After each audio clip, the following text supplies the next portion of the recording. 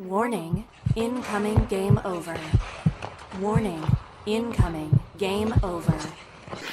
Hello, everybody. Welcome back to Game Over Ottawa as the Sens kick off 2025 with a 4-2 loss to the Dallas Stars. Maude here once again, bringing you your post-game recap and analysis. Happy to be joined today by Matt Bosty, friend of the show. How are you doing, Matt?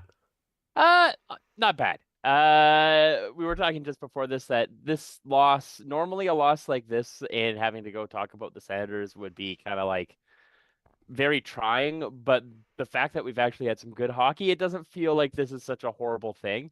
Still, though, would have been nice to ring in the new year with a win.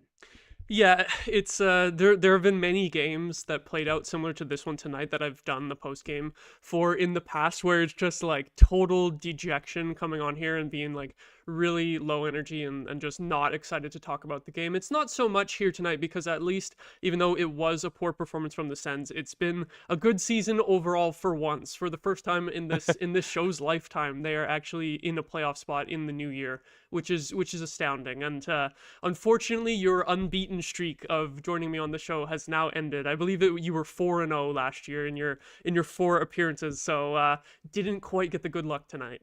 But here's the thing, is if I show up on this show and we lose, that's better because I'm not on for more games. So if we are kind of like flipping the karmic kind of whatever it is to get us to a winning season, I will gladly have to talk about every single depressing Sens loss for the rest of the year. Yeah, if your winning streak kept going, I might have had to just keep bringing you on as much as possible. Be like, get on here, Bosty, get on here. Perfect. I won't do that. Getting to hear my own voice, I hate that. So before we really get into things with recapping the game, I also want to point out the insane jersey that you're wearing. What the hell? Everyone loves Ottawa, and if you're wearing a jersey of this caliber, you'd have to want to get kind of like an iconic Senator, like one that, had a lot of time here, a lot of good times. So I made sure there it is. that we've got the Corpy himself. The weird part is it's signed. And like, I just want to know how this happens. Like, does he just get this handed to him after a game or at like a fan fest, and he looks at this and he's like, okay, you know what? At least I'll just sign this to get the person out of my hair, because like, who is this for? Like, the PWHL Ottawa jerseys were actually kind of cool. Like, this thing is just like they lost the crest and just someone was like, oh, that's an Ottawa jersey, and wrote that on like a little slip, and they put on the word Ottawa. There has never even been a Sens jersey that said Ottawa across the front. Like, the closest was the one that said Sens, but it's not even that. So it's not even like trying to look like a jersey that actually exists, which is really funny to me. But I guess the players, they just sign whatever's put in front of them, eh? Yeah, maybe he got some kickback, because I don't want to admit this, but this was an Instagram ad that I purchased it from because I thought it would be really funny. Unfortunately, I don't want to say how much it cost, but it would rival an actual jersey cost. Oh, wow. It wasn't a cheap knockoff. It was, I want to say I made the purchase at like 1:45 in the morning, and I was like, yeah, this is great. And then I didn't read everything. I'm like, oh, this is US dollars. And also the minimum bid was not the $35 I looked at, and it was like $170. Oh boy. So luckily, someone else actually wanted that. It was a bid too. Yeah, it had to go. It had to go, and I don't know who it was. It's just a weird thing. But I'm glad I have a reason to wear it, because like I'll never wear it out. It can only be, like I was saying, I was gonna wear the Anderson jersey back here if it was a win, and this is the depressing. This is the post game loss jersey to commemorate a bad time. Yeah, good goalie for a win, bad goalie for a loss. That's I like the sort of theming there.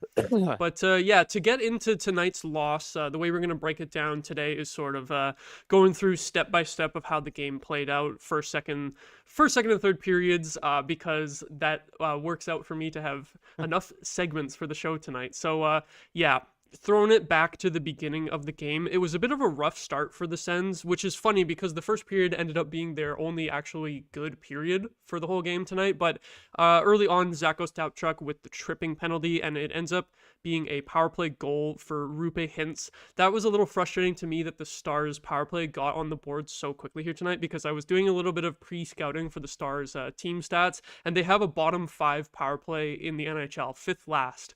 So the fact that they scored right away on us, I felt like that was a really bad omen for the special teams battle tonight. And yeah, what did you see on that goal there that got the Sens down 1-0? We were getting walked. If you like that entire first, how I can't even remember how long it took for them to score, but that entire power play, we were completely disjointed. We were not blocking passes, we were not boxing out, and it was just I thought the game was kind of like, oh, it's this kind of game. Dallas is as awake as possible. Ottawa is not as awake, not awake at all. After they scored, but luckily we changed it after that. But it really looked like that.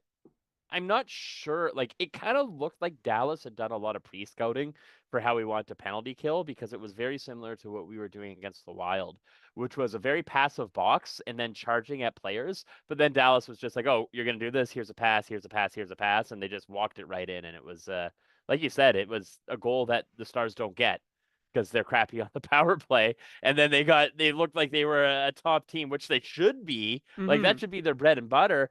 But yeah, I thought at that moment, I thought the game was over. I was like, oh, they are so good and we are so bad tonight. But that changed a little bit, but I still, yeah, terrible start. Second time we've been scored on first, I think, in this road trip. Yeah, I'm Maybe trying to third. remember. I think, I actually don't remember at all. So that's I think great. Vancouver.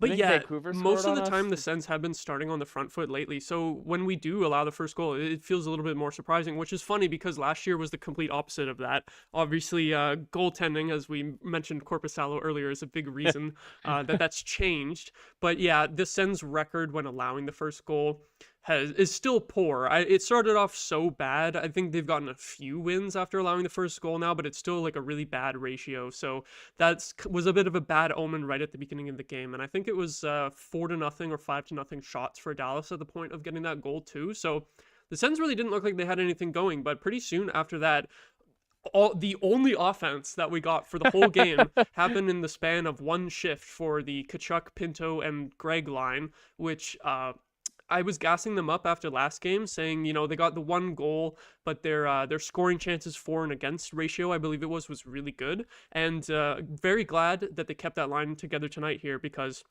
they were able to produce again. And which one was it first? Was it the I'm trying to remember which order It the was goals happened. Brady first. It was Brady got first. That was one. the fake shot by Pinto. That was absolutely Oh filthy. my God. I Like, couldn't believe that.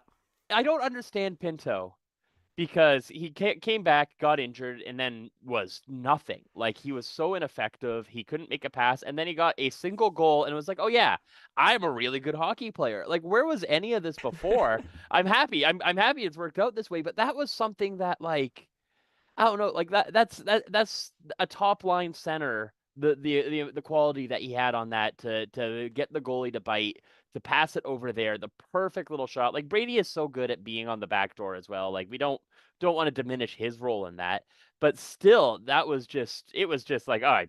I was like, oh, okay, never mind. My doom and gloom from one power play goal against really was misplaced, because the Sens are kicking and they're firing, because I thought they were just gonna. I thought that was just such a beautiful goal to not crumble under the pressure that the Stars could bring.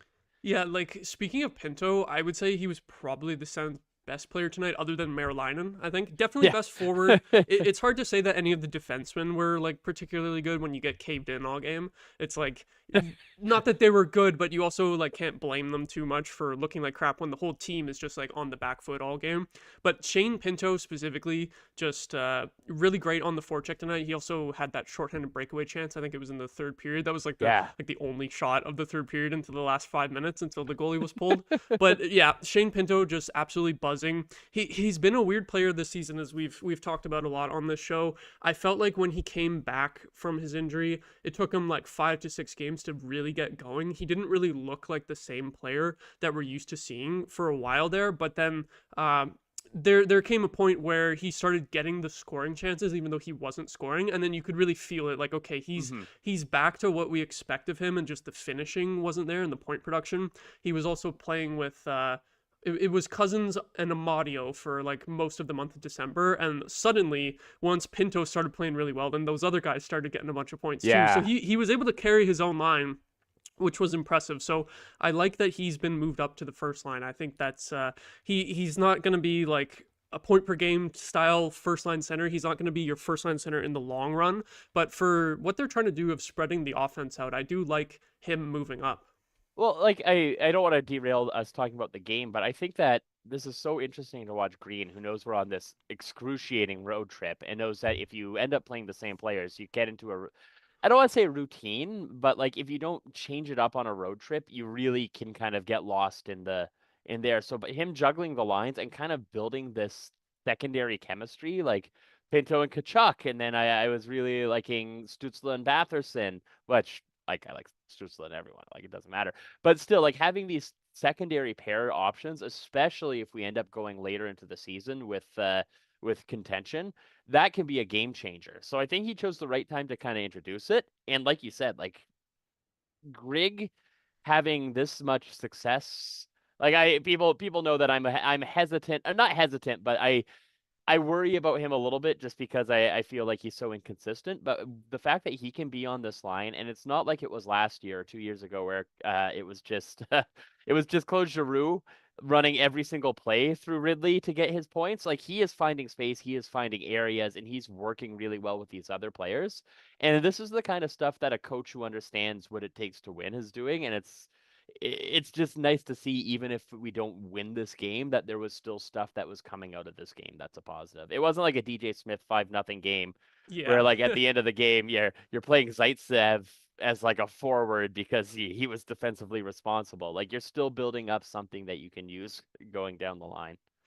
Yeah, really, Greg really seems to be one of Travis Green's favorite like bottom sixers to move up the lineup whenever there's an opportunity to put someone in with a couple of those more skilled guys in the top six. And it worked again here tonight. He scored against Minnesota, and he scores again here in Dallas. I think it was just like 30 seconds or so, or 20 seconds or something after the last goal. They went back to center ice for the faceoff, came right back down and scored. And it was a really good forecheck from all three guys on the line. I think Pinto was in there first. He didn't quite cause the Stars to turn it over, but he was in there pressuring them. And then Kachuk came in, stole it, and just found Greg wide open in front. So like that's how you want that line to play. All three of those guys specifically, I think, are really good at forechecking, retrieving the puck down low, and winning board battles too. So it's like, it's some kind of unconventional of a style for three players, putting them together in the top six who all play like that. But if they're all in sync and they can figure out, like who's going to win the board battles, who's going to go in first, like however they do it, it can lead to some really good results. And we saw that there with just a hardworking goal. Like I'm thinking, like I'm not trying to get ahead because we're still the Ottawa Senators and things can go really wrong. But like imagine if you're 3 games into a playoff series and you're having trouble getting some of these things going, and then for one period you put these 3 together and it's just such a different look. And it's the fact that you're starting to get the roots set right now, and they can think back to, okay, we didn't win that Dallas game, but this was a play that you guys did that was elite. Like keep that in mind. If we put you on the ice in the 3rd period, this is what we want you to do. And that's the kind of stuff that, like, it's fun. It's fun to watch a game like this, even when it starts going off the rails, because you still have different duos, you still have different combos that you can kind of try and get excited for. And because we've won a whole bunch of games in the last month, so another loss doesn't feel like, oh, it's just another one of those. But yeah, that Ridley goal, that whole goal, that was just it's the identity goal. Like, it's like they did not take a second. Sure, they had a goal. They didn't coast. They went right back. They went hardworking. They worked for that goal. Everyone did their part. And then it was just like, okay, there's Brady. He did it again. There's Ridley. He's in the exact perfect spot. He hard worked that in and got us up to 2-1.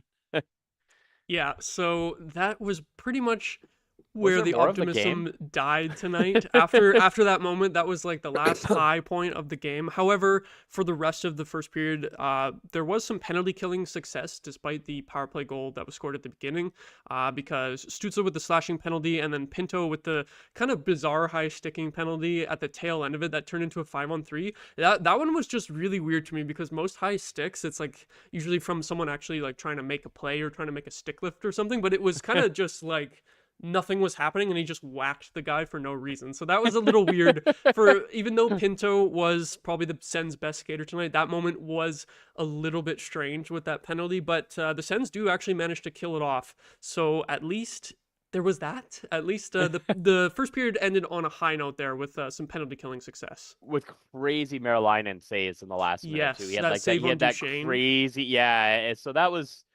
I was. I'm always worried. I'm a goalie fan, which is why I have a bunch of bad goalie jerseys. And I'm always worried when you have a young player like this in a game like that, something can go wrong, and then we might still be out all mark for a little bit, and that.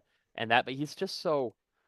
I don't know. He's so calm back there that even when things were going kind of off the rails in this game, he still was the best player on the ice for most of this game. Like he was still able to kind of hunker down, and it was that save on Duchesne where that could easily be a moment where the game gets bigger than a young rookie goalie playing 3 games, his third game this year.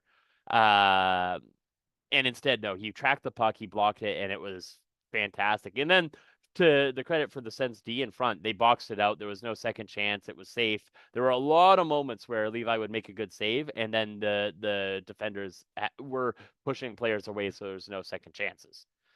So it was good to see that. It was good that there was still some of that structure.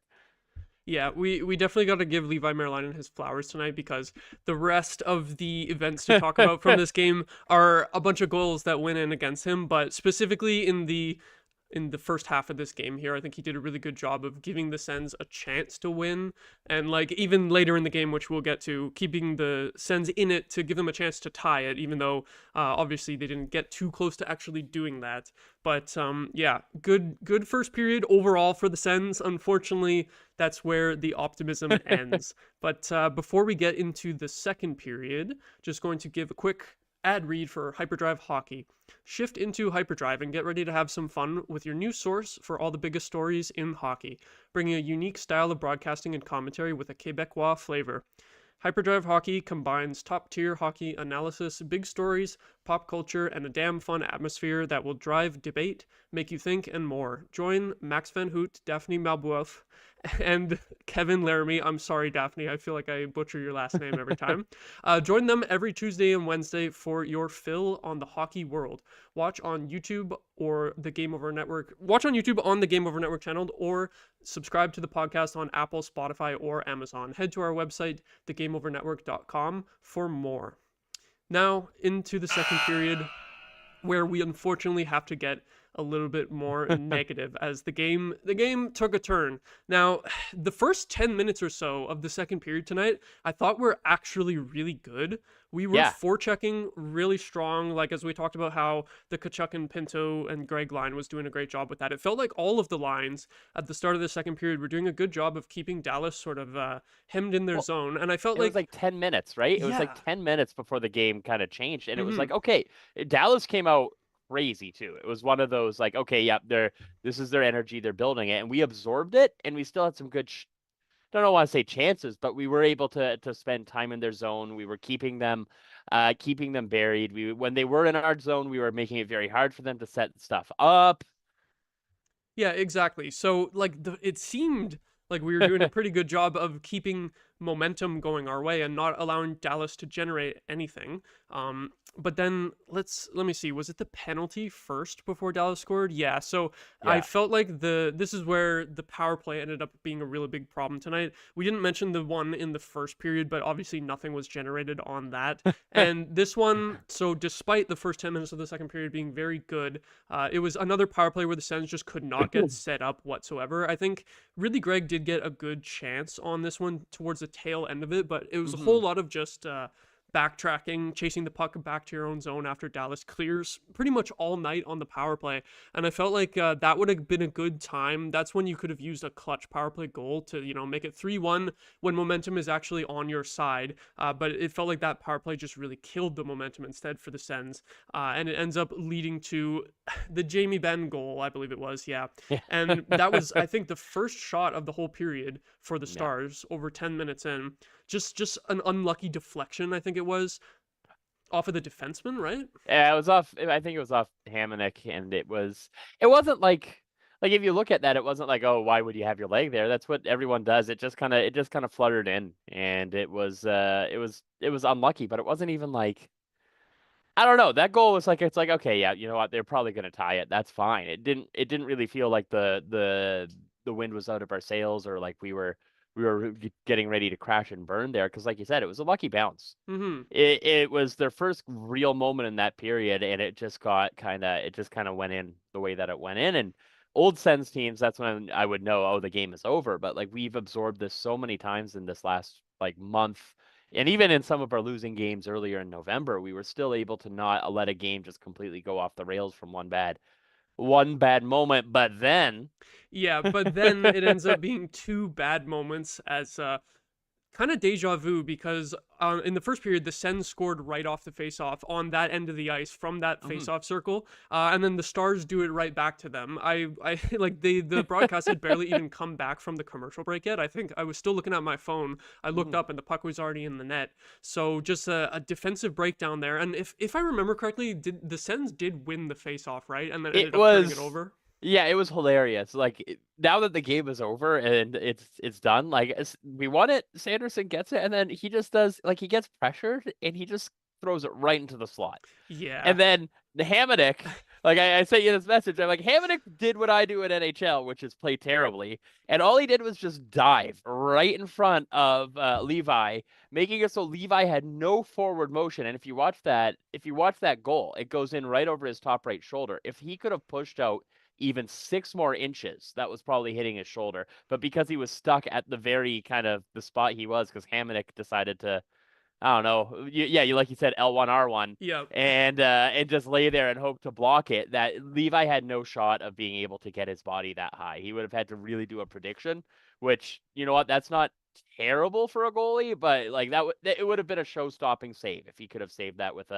his blocker hand. Yeah, exactly. The two quick goals, they end up making Levi Marilainen's stats look very poor at that point in the game, but neither of them you can blame him on at all, I think. Like, the second goal, at first, I thought it was a bit of a softie because Ben shot it from pretty far out, but the deflection was tricky, so, like, you can give the goalie a bit of a mulligan on that one. And then, yeah, the third goal, just when your own defenseman's lying on top of you, trying to make a desperation slide and not even getting close to the puck carrier, just taking out his own goalie in the process. It's like, I think there was a hilarious facial expression too from Hamonic there. Like I really want to like clip that just because it was just kind of a funny moment of just like laying there like, oh, like it was just oh yeah, like the slow-mo from the reverse angles, you just see him sliding over. Yep. Yeah.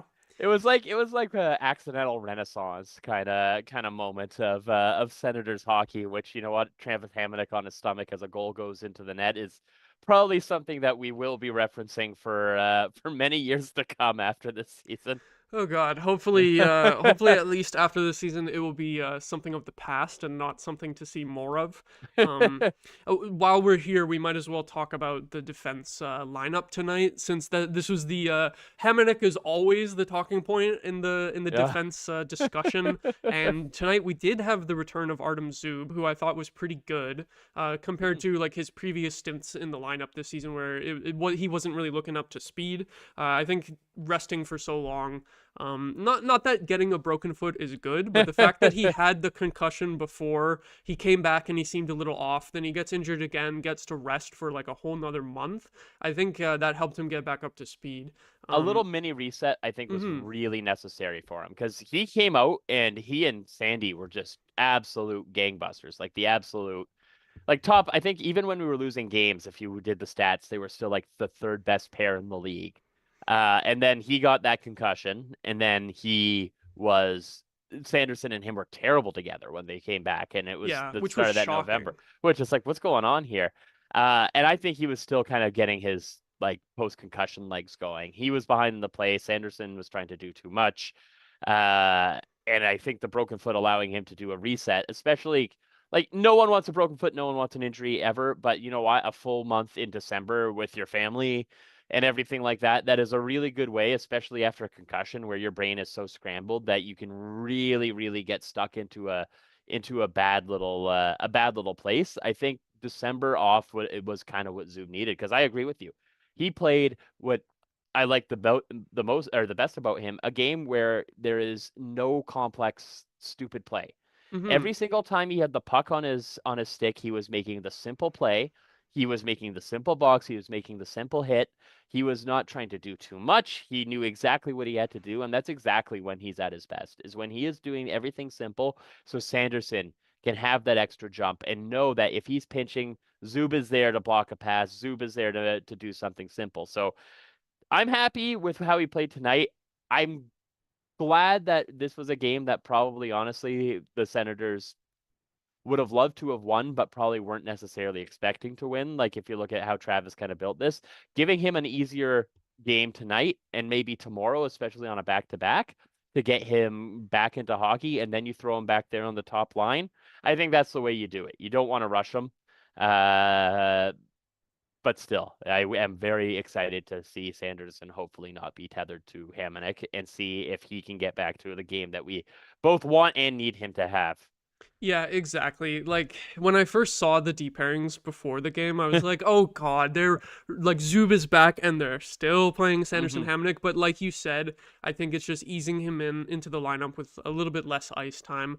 I didn't see how the ice time ended up shaking out. I have to go fact check myself on that. But yeah, on the third pairing instead of right into the first pairing right away, because like you said, Sanderson and Zub so far this year were shockingly not good, despite their solid performance last season. It's like last season it was Sanderson, Zub, and this season it's just Shabbat, Jensen. The mojo totally flipped from the Sanderson pairing to the Shabbat pairing. Just ridiculous. I don't know. We need to get that pairing back to what they were.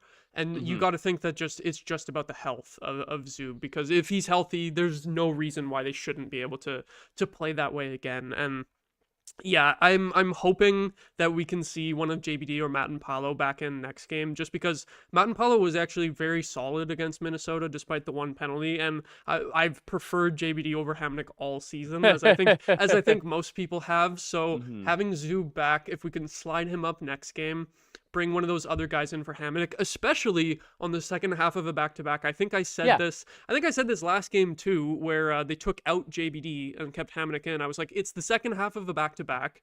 If you want to ever scratch Travis Hamonic, which you haven't done so far this season, if you're going to do it, you should do it when there's a back-to-back, so that you can at least say, we're just giving this solid veteran guy a rest, because he's played so many games in his career, he blocked so many shots. We're giving him a rest tonight, instead of pulling him out of the top four and down to healthy scratch and having sort of the optics of like, oh yeah, he's played like trash and that's why we took him out. It gives you a bit of an excuse, right, to take him out. Every other sport does this too. Like that's the weird thing for hockey, like where they're like, we're gonna play this player forever, and it's like, no, you're allowed to let someone take a break. Yeah. Like that we have unions around the world that have fought for the ability to let someone have a day off, and it's just like, let Travis Hamonic have a mental reset day. And I don't think or I think there was an interview on The Athletic where Travis Green talked about just how good Hamonic is on ice with talking to younger players and stuff like that, which you can see is true. There comes a point where that doesn't make up for all your other faults. But yeah, I don't think it's a bad thing to have him watch a game and then go down and talk to Matt and Paolo, go down and talk to Sanderson, go down and talk to Clevin and say, yeah, I was watching from up here. This is what I liked. This is what I didn't like. And I think that probably down the line, he will end up in some sort of coaching role based on what it is and based on how much he loves Ottawa. Unfortunately, I think that we're always going to have a little bit of Hamonic discourse, but hopefully it's in a much more positive, that his true calling is a skills and development coach, and he's turned all of our D into studs because he can teach them what not to do, sort of thing. And I don't understand why we don't do that, because it's last game with Hamonic, he was fine.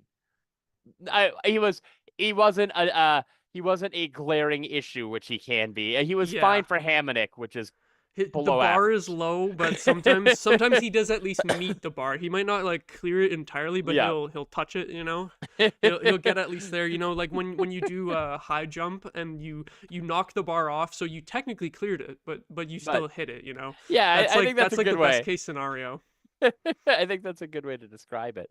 But now, I would be disappointed if he's in the lineup tomorrow. I think you go Zub, Sanderson, and you do Matt and Paolo Clevin again on this back-to-back. You could put JBD back in, but I I still remember his game against Winnipeg, and I don't want to risk that kind of chaos. I think you can ease JBD back into the lineup back when you're at home and have a little bit more control of the changes, and then you're in an okay spot. Because when he's a absolutely serviceable defenseman when it comes to absorbing pressure. Like, he is never going to be the defenseman to get you anything, but you can put him on when you control the line or the changes on a defensive draw, and he's going to block 4 shots. And I don't know, if you do that weird thing where he crouches down on both of his knees and like takes up a lot of space. Like, that's his weird signature move, and that's fine. It's just you don't want to leave him exposed to St. Louis. I don't know. I guess Cairo.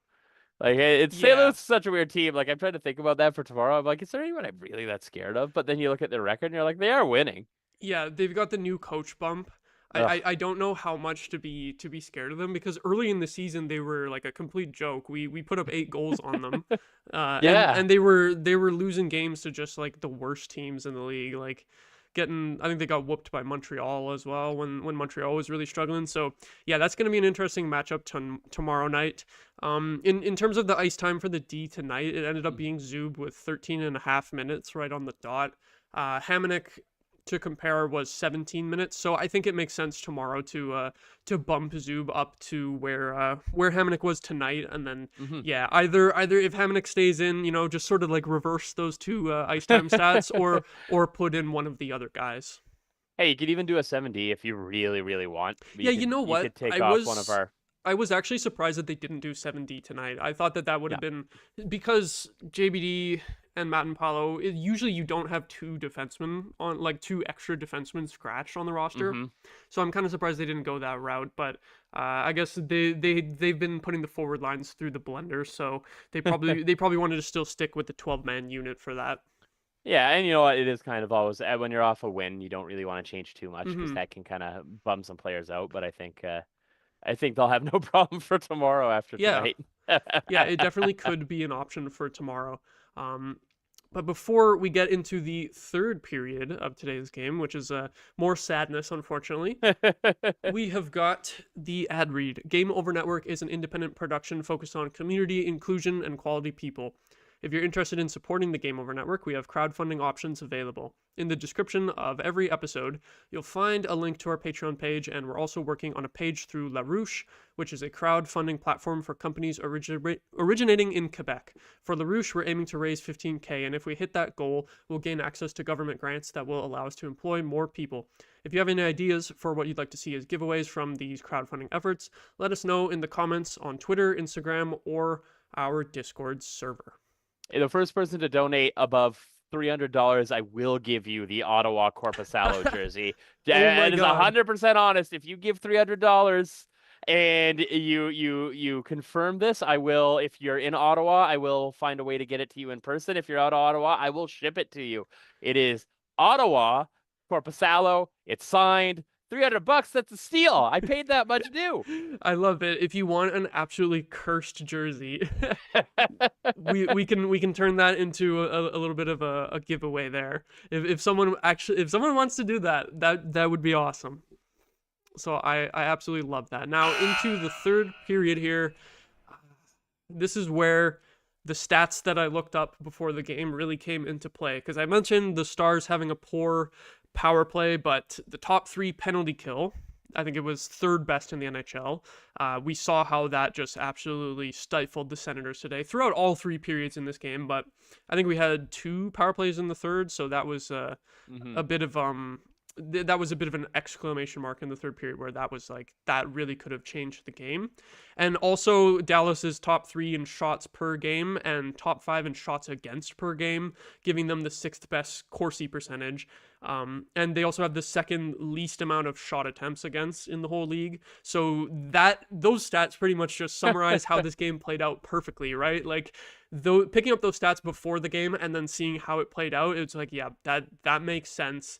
That the Stars executed their game plan to perfection. This is how they've been winning games so far this season, is just being able to shut down the opponent. Even if guys like Robertson, Heiskanen, and Hintz are not on the point paces that they have been on in the last couple of years, even though they did get goals on the Sens tonight, even if the Stars aren't able to, put up 4 goals every night, this is how they've been winning games, with the just absolutely suffocating shutdown defense. And yeah, I think it was 1 shot on goal for the Sens until the last 5 minutes of play. So that about says it all, doesn't it? And it was a shorthanded Yeah.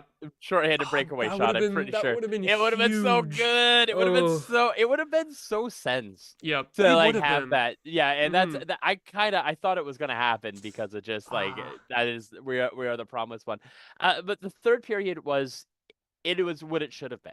It was a team that has Stanley Cup aspirations and has a Stanley Cup roster that is playing a system that, as Senators fans, we cannot complain about. This was the 2017 Senators of absolutely That's true. stifling, excruciatingly dull, boring hockey when you're up by a goal, or up in any case, and they executed it perfectly. They made us frustrated. They made it very hard for us to do anything.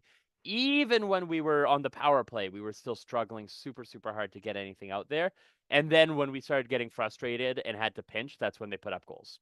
Mhm. That's exactly what all they had to do was just kind of wait us out and then put the game out of reach for us. Yeah, but I think it was before they scored the 4-2 goal.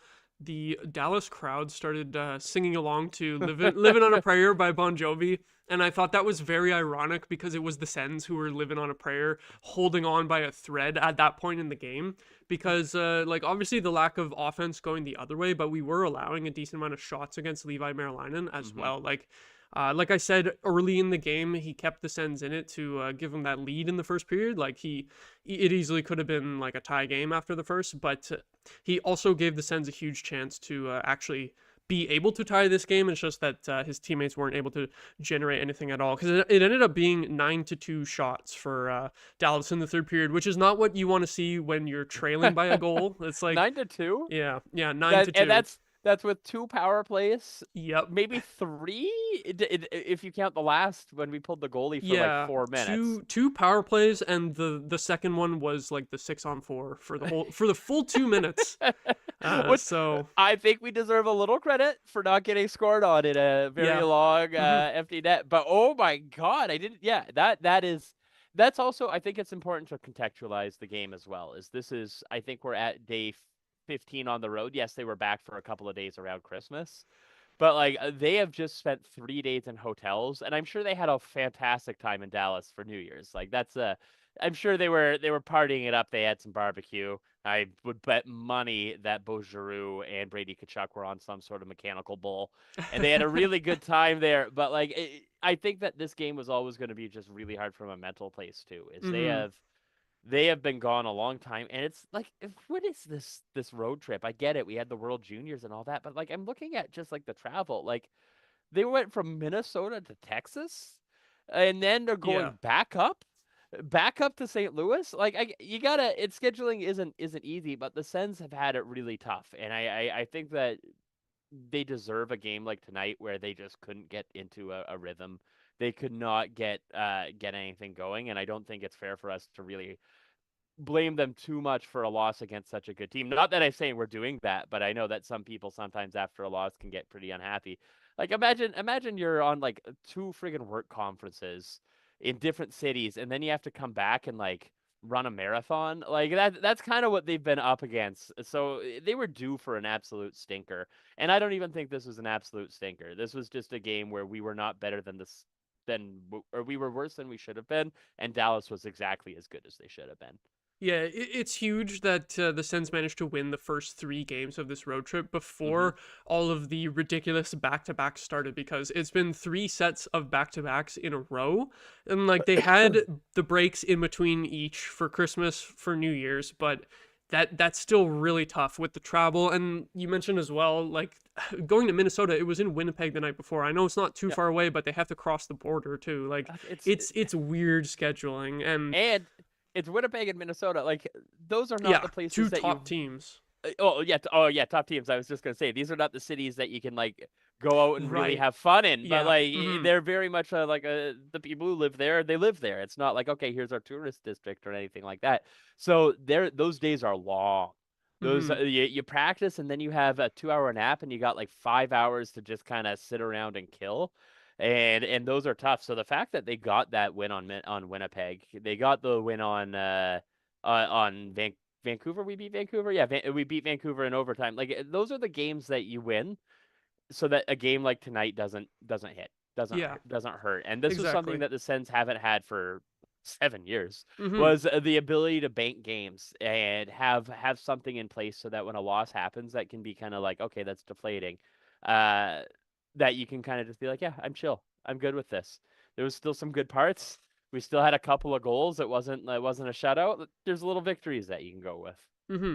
Yeah, that's exactly it. And this also applied to the Edmonton game earlier before the break, where it was like things have been so good for a while that one game where they don't look their best, but it was still kind of close, is totally understandable. It's not throwing up a complete stinker, and even if they did like get completely blown out, you could still give them a pass because they're sort of due for a bad game. Yeah. Over an 82 game season, even the best teams are still gonna have bad games. Like was this like our worst game in a month? Like I'm trying to think. yeah, Like is this probably. actually the first? And even then, it wasn't terrible. Hmm. Like I used to pray for days like these. Like Yep. last year it was so hard because it was all games like this or worse. And it was just like, if we had a game where it was like, oh, okay, you lost by a couple of goals, but you still had something, that was fine. This is being our low point for the last 5 weeks. Oh, we're grooving. Hmm. We're grooving. This is nice. Exactly. And interestingly enough, in almost an entire month, this was the first time that the Sens actually had to pull their goalie. Or actually, no, sorry, I missed writing down. I have a list here of all the that's times that the good. Sens pulled their goalie. I missed adding the Edmonton game to the list. And gonna be honest, the Winnipeg game, I shut my computer off after I think it was Ehlers scored that 4-2 goal. So I don't even know if the Sens pulled their goalie in that game down 4-2. But I think we did.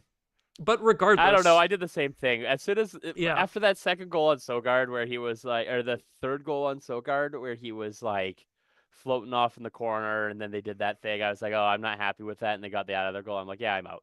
Yeah, I'm out. exactly.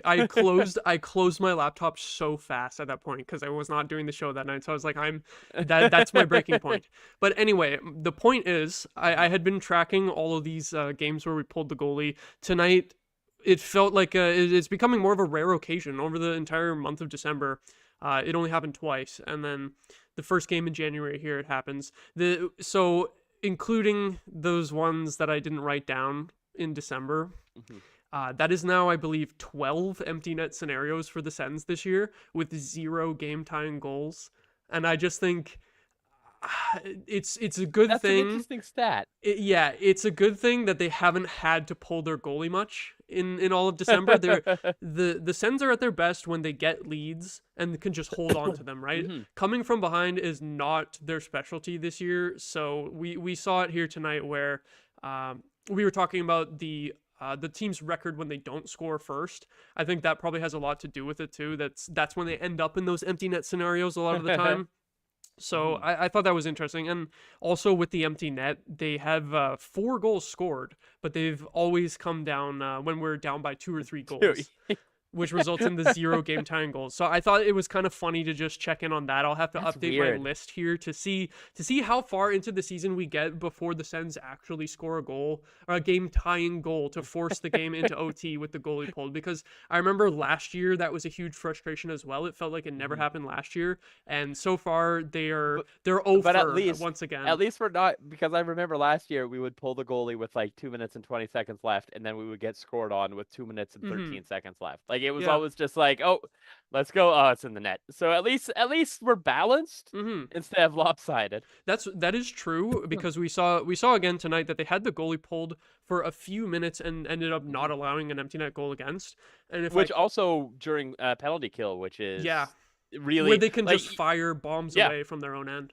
Yeah. If I count up all the ones where they didn't allow an empty net goal, it's 2, 3, 4, 5, I think, including Edmonton and Winnipeg. That's 5 or 6 times, which is about half of the time where they didn't actually get scored on the empty net. So they're putting pressure on, at least, like even if they don't totally put it up. So maybe that's a good sign. They're not just immediately giving the puck up and allowing the empty net goal, but it's tough. And I'm sure that it's not like other teams have really good ratios with the goalie pulled or anything like that. I'm sure it mostly favors the defensive team in those empty net situations, but you would think that eventually it would happen It once. would be nice. It That would we be could tie fun. the game with the empty net. I would like that. Obviously, it wasn't going to happen tonight with down by 2 goals, but they did have the opportunity, so I thought I would bring that up since I was tracking that I'm earlier in the excited season. to hear this at the end of the season. Yeah, Yeah. I wanna see the stat. I started tracking that before the 6-game win streak because the last game that I had written down was the Islanders game on December 8th. So I started tracking that and I was like, oh,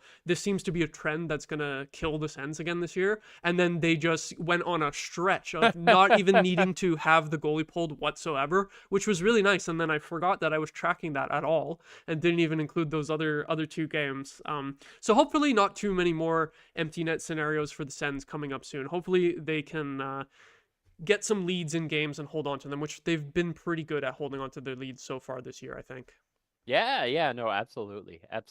And I'm not trying to harp on the last year's Sens too much because we've done that ad nauseum, but like when the net is, or when they are holding leads and they are playing with a lead in the third period, is they play that very good aggressive style too, which makes it so that it's not like last year's where it was always just holding on for dear life. It's like they're still playing to win.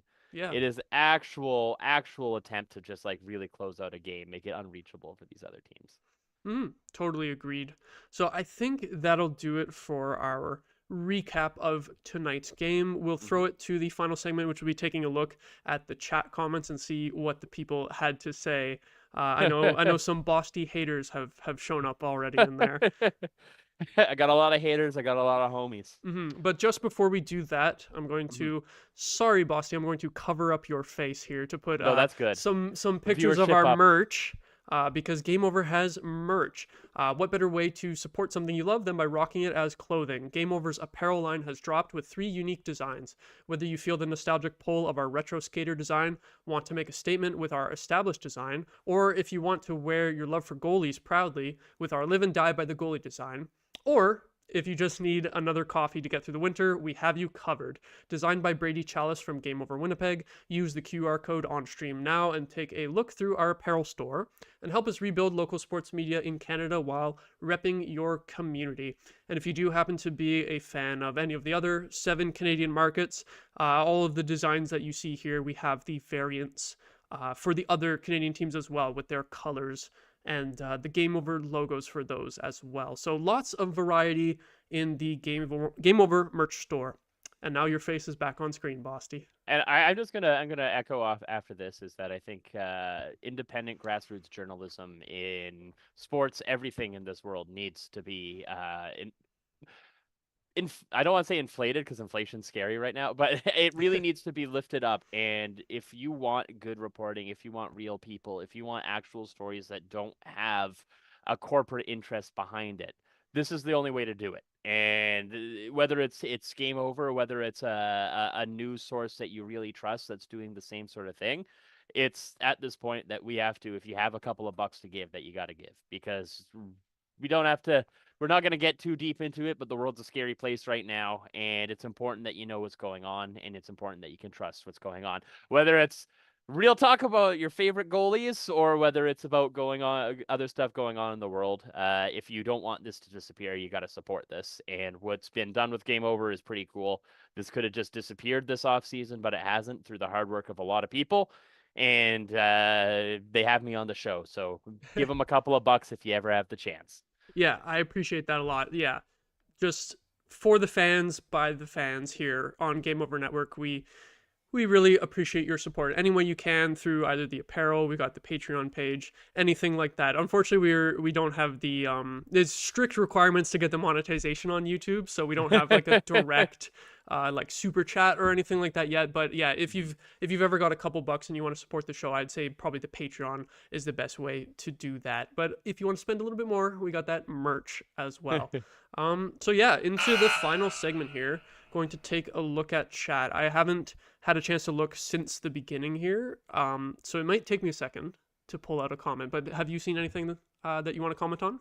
I think we do. Well, I do want to point out that like you got a lot of hype. Like we were talking about my haters, and those haters were very much like Boo Bosty, let's go Maude. So Hell yeah. you gotta lift yourself up there too. I think we do also have to mention the World Juniors a little bit. That was, definitely. David did talk about that at the start. Was just kind of the unfortunate fact that Canada ended up the same way that it ended up last time. Yeah, another loss to Czechia. Was it in the quarterfinal last year too, or was it a little? Okay, yeah. So that stings. 2 years in a row.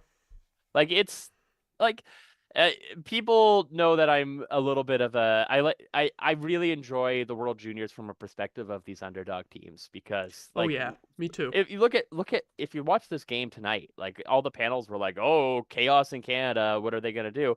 Czechia is partying. Like Latvia got to the third and to the quarterfinals for the first time ever, and they are going hard. They got a bronze medal at the World Championships, and that was a national holiday. Like those are the teams. Like that was like even Germany and Kazakhstan today. It was sad to see Kazakhstan go out, but like this was the first time ever up here. Kazakhstan really put up a fight because you would expect that just like any game with them would just be like 10-0, but they hung in there. They got to overtime in a game with I think it was those 2 shorthanded goals. I agree with you. I love seeing the smaller teams, the smaller hockey nations put up big performances, and like I wouldn't say that I was cheering against Canada. I'll have to put that qualifier, but when I watched the third period of Canada Latvia and like put that on and it was 1-0 Canada at that point, I was like screaming when Latvia was scoring because that is just like such a moment, and that was kind of where you could see that Canada just didn't really have it this tournament. The thing is, I'm a Sens fan before I'm a hockey fan. Yeah, like I love hockey. Too. I love the Sens. They did Yakimchuk dirty. Very dirty. Dirty. There was no reason to not even have him at selection camp. And the argument was like, oh, we want defensemen. You can watch a Calgary game. He is playing a 200-foot game that is really impressive. He is listening to what the Sens told him to work on, and he's putting there, and he's still putting up points. Perek, butchering that name, but the other really good offensive defenseman, he's going to be one of the best of all time. You put one of those on your team, you're going to score a couple more goals, and that's what or Canada needed super bad. So I'm hoping that they are looking at this, and it's kind of like the old Olympic teams that Canada used to do, where it was just all the old friends that were up together. You gotta get with the times. USA are going to eat our lunch every single time. These other, like Czechia, does not have the same money into it. They don't have the same draft picks. They don't have anything there, and they're putting up a better thing because they're not afraid to put in a player that's gonna be exciting, gonna be fun to play against. So this is my hope, is that we get some better Canadian teams built. I'm hoping that we can have more fun, because that's the other thing, is like this team stank to watch. Yeah, no really exciting moments. Like they had a big shorthanded goal in the first period of this game, and then they immediately allowed a power play goal to send it back the other way, and then it was 3-1 at the end of the period. So like they actually had a moment that seemed kind of big. It could be like a turning point, and then no, it immediately died. And there wasn't really any like, I feel like there wasn't really any electrifying players. Like the closest was probably Gavin McKenna, but everyone else out there was just like not impressive at all. If you ask about the Leafs fans, they were going to be talking about Easton Cowan all the time. Oh, and yeah. He flopped. He was terrible tournament from him, from what I saw. Or those leg kicks are going to they are going to haunt him. They are going to haunt him forever. Like, I'm just thinking, I don't know how much Matthews cares about the World Juniors, but I think about Brady and Shabbat, who I know talk about the World Juniors a bunch on Ottawa. It's like, is Matthews gonna, when Cowan finally joins the team, do a bunch of leg kicks for his rookie lap or something like that? Like, I am not a fan of the Leafs in any way, but I would enjoy seeing that level of a light roast going on. Yeah, I'm still laughing about those leg kicks. That was like one of the most audacious shootout attempts I've ever seen. And like, there was Leafs fans online being like, oh, well, actually he's done that move and scored before. And I'm like, that doesn't make it good. Like, you look like an absolute buffoon if you tried that and you miss. So yeah. It's like Dogovins when he put his stick on the puck, where it's Yep. like, you know what, like in concept, amazing. Execution, when it doesn't work, it's like, come on, buddy. Yeah, Come on, buddy. because he scored that once in the AHL before he tried it at the NHL level, and it was sick. Then he tries it at the NHL level, it doesn't work, and then it becomes like a blooper. Like, I think after the Canada-Latvia shootout ended, in my house, we immediately searched that up on YouTube for the Dogovan's attempt, and there's an upload of that has like 600,000 views Oh on boy. YouTube, which is just crazy. So that became infamous, and I feel like the you Easton live on, Cowan shootout Kaspers. attempt, yeah, it was a I little will- bit like that. I will always remember Dogvins because he was on the Calder Cup winning Binghamton Senators, and all Right. of their post game things. There was always just someone barking weird in the room, Oh, and it was yeah. always just him. Yeah, and it was just that was some good. That was some good yeah, content. he was the dog. He had that dog. Yeah, it was in the him. dog. He had Yeah. the dog. He's the OG dog. Mm-hmm. But yeah, just last thing on the World Juniors. Yeah, you mentioned Yakimchuk and Parekh. Having Yeah. neither of them was ridiculous. And specifically, what really pissed me off was after Schaefer got injured, they had the chance to bring in one of those guys, especially with the power play underperforming in the tournament up to that point. I didn't expect them to pick Yakimchuk because he wasn't even in the selection camp, but Parekh was at least there. Yeah. He seemed like the obvious choice, and then they picked some third rounder that I've never heard of. I had to Google him. Yeah, like if I have to Google the guys that you're putting on your roster for Canadian World Juniors, where we have so many top prospects that I know a lot of these guys, like that's not a good thing, and that's no insult to that player. I don't know whether or not he performed well or not, but it's just it didn't seem like the right choice. Terrible. And it was one of those rare opportunities where Hockey Canada had the moment to make to rectify a clear mistake that they made, which was overvaluing the offense they had and bring in someone who can lift up that power play. But then instead they were very, very silly, and they thought they were better than everyone else, and everyone was smarter. And then and then we get today, everyone, where TSN is going to struggle. We are going to watch.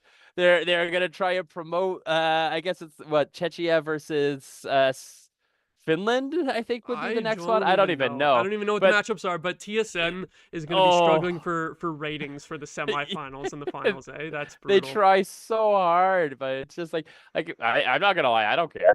I'm not gonna go watch. I'm not gonna go watch USA win a bunch of games and then get the gold. Like people are gonna unplug, which is a bummer. I'll tune in if I see that there's like game in like overtime or something. Yeah, But exactly. I'm not putting on any of those games start to finish, and I already wasn't really doing that with Canada anyway. Like, obviously, it wasn't a good Sens game here tonight, but I was kind of glad that the Sens were playing at the same time as the Canadian World Juniors, because I did not want to watch that team again after. I sat through the whole game on New Year's Eve, the loss to the U.S., and it was just such a joke. So I was glad the Sens were playing tonight so that I didn't have to subject myself to that instead. Oh, absolutely. 100%. Like it's weird to say that this Ottawa Senators game, which was probably the worst game in 5 weeks, was a saving grace to not watch our country embarrass themselves on home ice too. Yeah, it just gets a little bit funnier the more you think about it. Yeah, I don't know if it's Schadenfreude or what, but I'm kind of like yeah, Hockey Canada, you deserved what you got in the end. Yeah, it's hard to cheer for them. Yeah, a couple more chat comments before we wrap it up. Terry McGurran saying the team owes Levi a big apology for that third period, 100%. And just last note on Levi for tonight, I think, is that he's just been so impressive. And I guess Anton Forsberg is going to be back tomorrow, which is good because we don't have to watch Mad Sogard in net in the NHL again for a while. But yeah, like he's got a one-way contract next year. With Levi, you definitely send him down just because of how the contracts work when Ullmark and Forsberg are both healthy, but I feel like he's played well enough that I would be tempted to like just go with him and Ullmark, you know? You shouldn't waive Forsberg just because you could lose him and then lose a body for the rest of the season, but it's kind of tempting to see more of Levi Merilainen, which is nice because I really wasn't expecting much when they called him up. Like, he's been decent, like, on and off in the AHL so far this season, and like we were saying last show, he really hasn't played a lot of pro hockey. Like, he's been a backup for, like, every season that he's been so far. He was injured for long stretches as well, and when he played on the Frontenacs, he struggled. But that was because he's getting used to North American ice. But it was one of those things where I was like, uh-oh, is this another one of our Euro goalies who absolutely lit it up in a league and then comes over here and it's like, this is not the league that you need to be in. But he put in a lot of effort in the ECHL, which Mm-hmm. a lot of people talk about, like, oh, the ECHL, that is the best league for a developing goalie, because you have no defense and you get like 45 shots on you with very little pressure to win a game. And it's a place where you're like, okay, I need to learn the post play. I need to learn this. And I think that really kind of, once we got rid of Zach Bierk, he had a measurable improvement both in the ECHL and then in the AHL. And then this year he has been very, very steady in the AHL, which was great. I think that he has Justin Peters, I think the current Sens goalie coach, is a lot better than Bierk was for the younger goalies. I think he's very good at kind of honing them in, because even some of the weird like PTO goalies that we've had over the last couple of seasons play a few games in Belleville are outperforming what they should do, and I think it's just because he is a very good communicator. Mm-hmm. Yeah, that's when was it that they made the switch on goalie coach? Was it in last season? No, it was 2 seasons ago with, I'm pretty sure, Matt Murray. I think it was like the Okay. last 2 months of Matt Murray where we did the weird, like, maybe this guy can fix him. Am I remembering correctly Moment. that the goalie coach previously was like one of Murray's like buddies, or like someone he had been with before too, or something? I could be wrong, It but was something. It was a weird one, because our last goalie coach was with us for 14 years and whatever, and then we fired him and we got this guy. He was from the London Knights, I think. okay. And I it was think one of Matt those, Murray was a London Knight, if I remember yeah, correctly. I think there was some sort of link with him, and that was just the hope, was we'd get him here. But it was one of those things where, like, a lot of the people in the background were just like, he is not good. Like, a lot of the goalie guys were like, this guy has been with the London Knights for 30 years for a reason. And it's because he's okay and he's good enough on that team, but like there's a reason why you don't make the jump. And he Mm-hmm. does have a famous brother who plays, I can't remember what metal band. That was the kind of the cool thing. Charlie, Oh, I'm sure will I'm sure message Charlie me and knows. be Yeah. like, "It's this guy," um, which was kind of fun though. I was kind of hoping that we'd have his brother come out and sing the anthem, because he used to do that for London games every now and then. That's funny. Yeah, some weird hires when it was still in the Melnick era there. But luckily we're past those days. Beata in the chat saying that she would Big like to ups. apologize for agreeing that Jinsey Rose is the Hamannik of the Ottawa Charge when she was on the show last month. Jinsey Rose scored a huge goal for the Ottawa Charge in, I think, the final minute of the game against Toronto. That was really funny. I think it was like a shot that was going wide too, and the goalie knocked it in with her skate. So That game ruled, because everyone's talking about how we were fleeced in that trade, which kind of, but yeah, that was like a weird trade. it was a weird. Well, I think I think actually, yeah, I think Beata was talking about it, how the PWHL has such weird rules when it comes to salary, that like it is so hard to actually make trades that make sense, because you have to balance everything out at the end, and you're not allowed to trade first round draft picks or draft picks. So there's a lot Oh, of weird okay. stuff with trades, and Hmm. that's why every trade is weird. But at the same time, like, is this gonna fix us? Probably not in the last game, because we had 13 shots. But is there anything better than a team getting hardcore outperformed and then still beating a Toronto team? Yep, Because exactly. that is my highlight. I would love to watch the Ottawa Senators win against the Toronto Maple Leafs 2-1 when they have 4 shots. And we have 45 shots against. Like, that would be absolute peak hockey to me, because the absolute anger that comes out of that city, that's what I live for. Yeah, that's what the Sens were not able to do tonight, is pull off the win while getting heavily outshot. So shout out to the Charge for being able to Yep. do that. And yeah, it's I wanna say that was almost like a sensing, but I guess it has to be, well, I don't know, a charging. I don't know if Charging, that works. I'm gonna say I'm down for. They I'm got trying to do, charged. like, Toronto yeah. Scepters got charged. They got, what's the stupid Tesla charger names that you can get for like the hypercharge or whatever? Like, we could try and incorporate some stupid garbage like that. But no, Yeah. it'll be I like that. The Toronto Scepters got charged. That's Awesome, it. awesome. Yeah. Done. TM. Had to This shout that is out since we were talking a little bit of Ottawa Charge at the beginning of yeah. the season, me and Beata on the show here, Hell yeah. and Jinsey Rose got a little bit of criticism, but she came up big in the last game. She's had a few. Like, it's nice to see her put up the points that she said she was going to put up. Yeah, for sure, for sure. Well, she didn't say, but she should put up. It would be weird at the start of the season. I'm putting up 32 points, like that kind of state. Yeah, she like predicted what her point total would be. I think one last comment here before we go. James Milish saying, "Are you all feeling more nervous or less nervous about Perron having an additional year left on his deal? Maybe he's just completely donezo and will be permanently LTIR." It's weird because I thought that before. I can't remember if it was before the Christmas break or before or just after. They said that Perron was skating again, but then we had these like 4 days off before this game, and I don't remember hearing any updates on Perron today. Did you? Like, was he at practice or anything like that? No, and it's weird, and I think it's hard to judge just because of what's going on with the personal life. Like that's the other thing is like I'm is this an injury or is this the team being polite and not wanting to bring more focus on something that's going on off ice? Is he skating with the team just because he wants to still have the camaraderie, or is he actually trying to rehab? It's like it's a weird kind of situation. I don't think I think with the cap going up $4 million is not really that much to be concerned about. That being said, you always want to have every penny that you can when it comes to making a team better. And especially now, like if you look, if you had a healthy Perron in our lineup tonight, like that is a different dynamic element that you could have on a different line. And it's just so hard to judge him because we had 10 games of him when his brain was obviously on some other part of his world and he never really got there. So I'm not nervous because I don't think it's even if we have to absorb the contract in a way where we can't LTIR him, 4 million isn't a make or break. It's not like, God forbid, Josh Norris shoulder again or something like that, where you have to deal with this and you have to question whether he's ever going to play to a level of that contract where 8 million is actually a thing. A 1 year, 4 million, like look at Minnesota. They're $13 million in the hole this year, and they're a top 5 team. Like you can work with what's going on.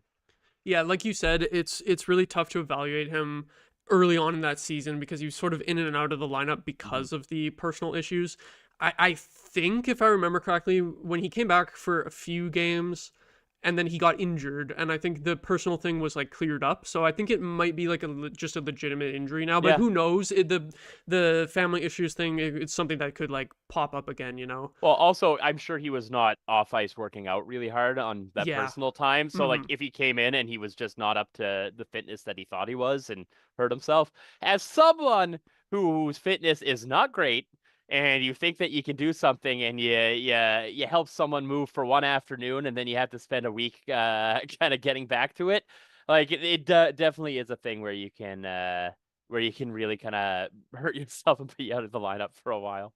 For sure, yeah. And with him at the end of his career, I think James does have a point that it could be a situation where if he's always getting injured, it ends up being like an LTIR for the last year on the contract. Hopefully not. Hopefully he can come back and have an impact for this team.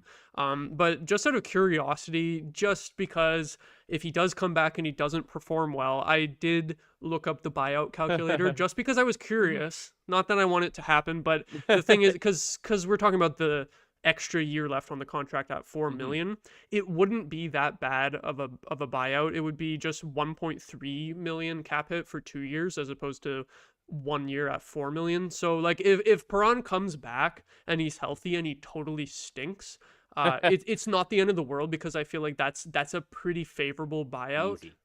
So yeah, either LTIR or buy him out if he comes back and he sucks, or maybe he'll actually come back and be good. That's what we really want to see is David Perron having an impact for this team and all of his Clark MacArthur emotional interjection during the last few weeks of a playoff fight. That could be worth the $4 million right there.